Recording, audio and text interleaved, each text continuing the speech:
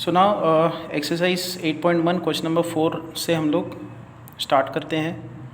यहाँ पे question number 4 में दिया है 15 cot A is 8, find sin A and sec A।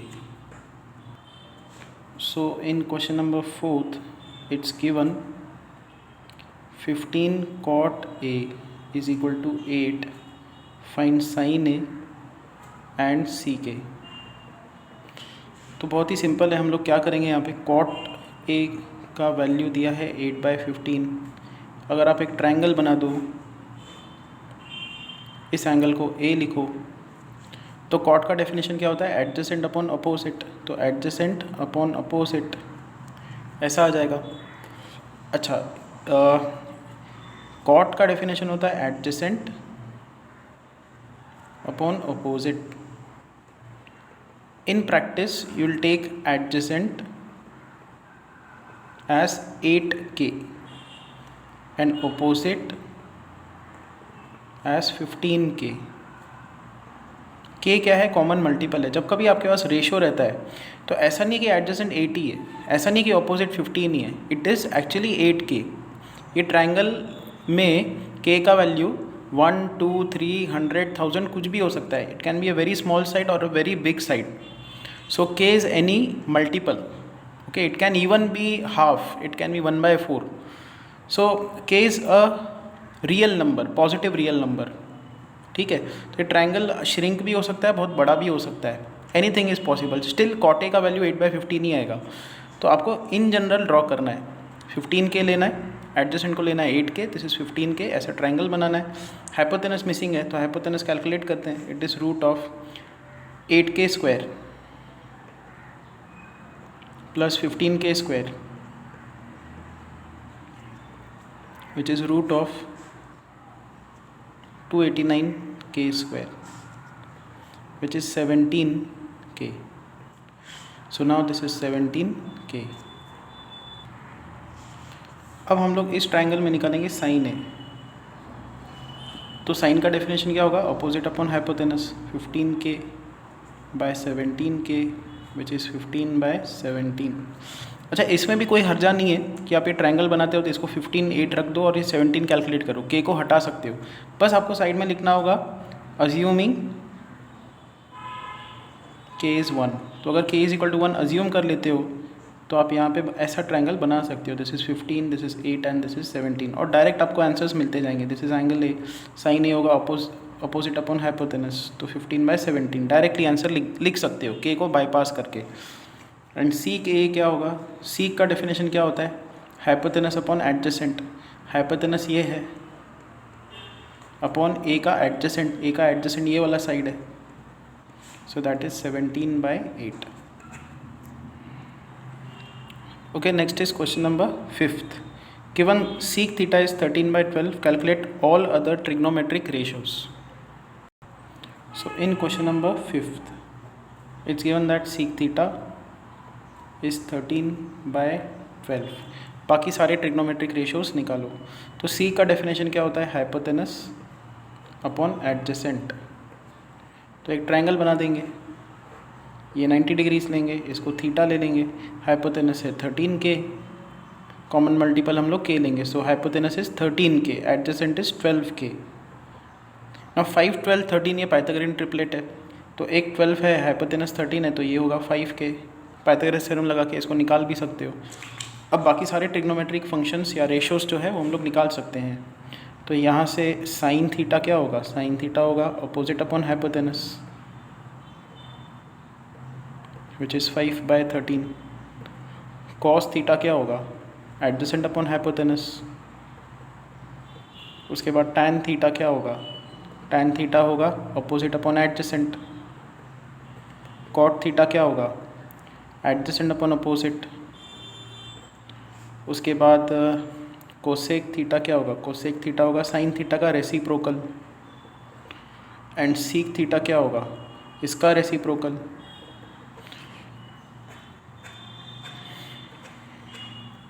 ये 5 ट्रिग्नोमेट्रिक रेशियोज और ये छठा 6th trigonometric ratio. Question number 6th. Okay, next is question number 6th. If angle A and angle B are acute angles such that cos A is equal to cos B, then show that angle A is equal to angle B. तो हम लोग क्या करेंगे, यहाँ से start करेंगे. देखो, दो ट्रायंगल्स लेने हैं अपने को. एक ये छोटा ट्रायंगल, सपोज करो कि एंगल A है. फिर ये बड़ा ट्रायंगल जिसमें कि एंगल B है. अच्छा, और ये दिया है कि cos A is equal to cos B. cos A is equal to cos B ये दिया है. प्रूफ क्या करना है? A is equal to B. तो हम लोग यहाँ से स्टार्ट करेंगे. Let's say this is x1, this is y1, this is z1, this is x2, this is y2, this is z2. Now cos A क्या होगा? x1 bye z1 is equal to दिया है cos B क्या होगा? x2 bye z2. सो इसका square करेंगे तो x1 square by z1 square is equal to x2 square by z2 square. Reciprocate करो इसको तो z1 square by x1 square is equal to z2 square by x2 square. z1 square देखो, Pythagoras theorem लगा दो. z1 square है x1 square plus y1 square. z2 square है y2 square plus x2 square by x1 square by x2 square. तो ये terms आ रहे हैं. आप क्या कर सकते हो? x1 स्क्वायर को सेपरेट आउट कर दो. 1 plus y1 square by x1 square. यहाँ पे भी x2 स्क्वायर को सेपरेट कर दो. y2 square by x2 square plus 1 cancel out हो रहा है. Will get y1 square by x1 square is equal to y2 square by x2 square. तो यहाँ से आता है y1 by x1 is equal to y2 by x2. So y1, अच्छा हमको ये रिलेशन मिली, इसको हम लोग ऐसा भी तो लिख सकते हैं y1 by y2 is equal to x1 by x2.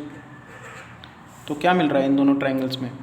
y1 by y2, तो y1 by y2 is equal to आ रहा है x1 बाय x2. तो ये साइड इसको प्रोपोर्शनल, ये साइड इसको प्रोपोर्शनल, बीच में एंगल 90. तो क्या बोल सकते हो आप? मान लो इसको अगर आपने लिखा PQR ट्रायंगल और इसको आपने लिखा XYZ ट्रायंगल, तो आपको क्या मिल रहा है? PQ का रेशो XY के साथ, PQ का रेशो XY के साथ इक्वल टू RQ का रेशो ZY के साथ, RQ का रेशो ZY के साथ. और आपको मिल रहा है यहाँ पे दिया हुआ है angle Q is equal to angle Y. तो ये कौन सा सिमिलैरिटी हुआ? Side angle side. तो यहाँ पे triangle PQR is similar to triangle PQR is similar to triangle XYZ by which similarity? Side angle side similarity. अच्छा, बिकॉज ये दोनों ट्रायंगल सिमिलर है तो इसके करस्पॉन्डिंग एंगल्स इक्वल होने चाहिए. मतलब एंगल A और एंगल B क्या होने चाहिए? इक्वल होने चाहिए. Therefore angle A is equal to angle B. Next देखते हैं question number 7th. In question number 7th it's given that cot theta is 7/8. cot theta is 7/8. evaluate 1 plus sine theta into 1 minus sine theta divided by 1 plus cos theta 1 minus cos theta. ये हमको evaluate करना है. And cot square theta, second हमको evaluate करना है cot square theta. तो पहले हम लोग क्या करेंगे, यहाँ पे एक ट्रायंगल बना देते हैं. अच्छा, ये ट्रायंगल बनाने की ज़रूरत नहीं है. जो फर्स्ट है देखो, a plus B a minus B that is a square. नहीं, हमने स्टिल वो चीज़ें सीखी नहीं है. चलो यही करना पड़ेगा. तो let's say this angle is theta. Cot का डेफिनेशन क्या होता है? Adjacent upon opposite. तो एडजेसेंट अपोजिट, थीटा का अपोजिट ये, एडजेसेंट ये. ना हाइपोटेनस निकालेंगे. हाइपोटेनस होगा 49k square plus 64k square. So this is root of 113k square. So this is root of 113k. ये टर्म्स आ रहे हैं. तो यहाँ पे अपन सब्स्टिट्यूट कर देते हैं. ये निकालना है तो 1 प्लस साइन थीटा क्या होगा? 8k opposite upon hypotenuse and 1 minus sin theta.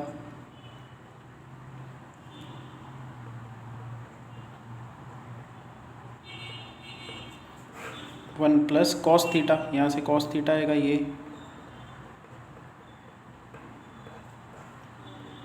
One minus cos theta,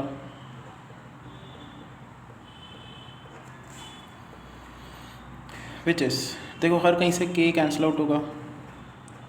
now a plus B into A minus B, that is A square minus B square, इसका square. Similarly, a plus b, a minus b, that is a square minus b square, which is 113. इधर multiply करो, 113 minus 64 divided by 113 minus 49. So answer कितना आएगा यहाँ पे? This is 49 by 64. Same चीज़ अब यहाँ पे लगाओ. देखो कॉट थीटा का वैल्यू दिया है, तो कॉट स्क्वायर क्या होगा? कॉट स्क्वायर होगा इसका स्क्वायर, तो कॉट स्क्वायर थीटा आएगा 7/8 का स्क्वायर, which is 49/64. Let us now see question number 8. Now 3 cot A is equal to 4, ये दिया हुआ है. Check whether 1 minus tan square A बाय 1 plus tan square A is equal to cos square A minus sin square A और not, cos square A minus sin square A और not. तो अगर ये अपने को दिया है तो चेक करो ये सही है कि नहीं. ओके, तो हम लोग क्या करेंगे, एक ट्रायंगल बना देंगे, इसको एंगल A लेंगे. नाउ cot A दिया है 4/3. cot का डेफिनेशन क्या होता है? Adjacent upon opposite. एडजेसेंट है 4, अपोजिट है 3, मल्टीपल ले लो k. सो ये कितना आएगा? 5k. पाइथागोरियन ट्रिपलेट 3 4 5 आता है. फाइन. ओके, तो LHS कैलकुलेट करते हैं. ये जो LHS है वो है 1 minus tan square A. tan A क्या है? अपोजिट अपॉन एडजेसेंट, तो tan square A ही आएगा. 1 plus tan square A. tan A क्या है? ये, और tan square के लिए यहाँ पे स्क्वायर आ जाएगा. सो this is 1 minus 9/16 by 1 plus 9/16, which is 16 इधर मल्टीप्लाई करो, 16 minus 9 is 7, 16 इधर मल्टीप्लाई करो, प्लस 9 25, 16 कैंसिल आउट होगा, तो 7/25 आंसर है. अब RHS कैलकुलेट करते हैं. cos square A minus sine square A. देखो इस ट्रायंगल में जाके cos A निकालते हैं, तो 4/5 आएगा. cos का स्क्वायर हो रहा है माइनस साइन A क्या होगा? अपोजिट अपॉन हाइपोटेनस, इसका स्क्वायर हो रहा है. स्क्वायर है ना, साइन A का वैल्यू ये है और ये तो स्क्वायर है, तो यहाँ पे आएगा 4 स्क्वायर मतलब 16 minus 3 square is 9/5 square is 25. सो 7/25. देखो ये एंड ये इक्वल है. LHS का वैल्यू भी यही आ रहा है 7/25, RHS का भी 7/25. So question number 8 is done. So ये लेक्चर अपन यहीं पे स्टॉप करते हैं. ठीक है.